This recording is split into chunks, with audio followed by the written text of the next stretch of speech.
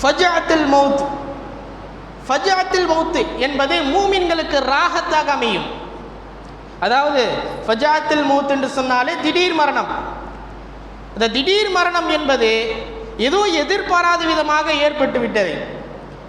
அந்த ஏற்படக்கூடிய அந்த எதிர்பாராத விதமான அந்த மரணம் என்பது மூமின்களுக்கு அது ரஹ்மத்தாக, அல்லாஹுடைய அருளாகவும், காஃபிர்களுக்கு, முஷ்ரிக்கீன்களுக்கு அது வேதனையாகவும் தண்டனையாகவும் அமையும் என்று பெருமானார் நமக்கு சொல்லித் தருகிறார்கள்.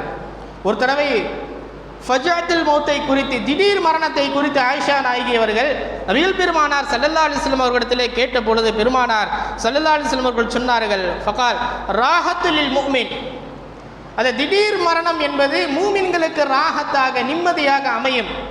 வ அஹதத்து ஆசிஃபிலில் ஃபாஜிர், பாவிகளுக்கு அந்த திடீர் மரணம் என்பதே தண்டனையாக அமையும் என்று பெருமானார் ஸல்லல்லாஹு அலைஹி வஸல்லம் அவர்கள் நமக்கு சொல்லித் தருகிறார்கள். அப்படியானால் அந்த இடர்பாடுகளுக்கு மத்தியில் ஏற்பட்டிருக்கக்கூடிய அந்த திடீர் மரணம் என்பதே அந்த அங்கு மௌத்தான அந்த மூமின்களுக்கு அது ராஹத்தாக, ரஹ்மத்தாக ஆகிவிடும்.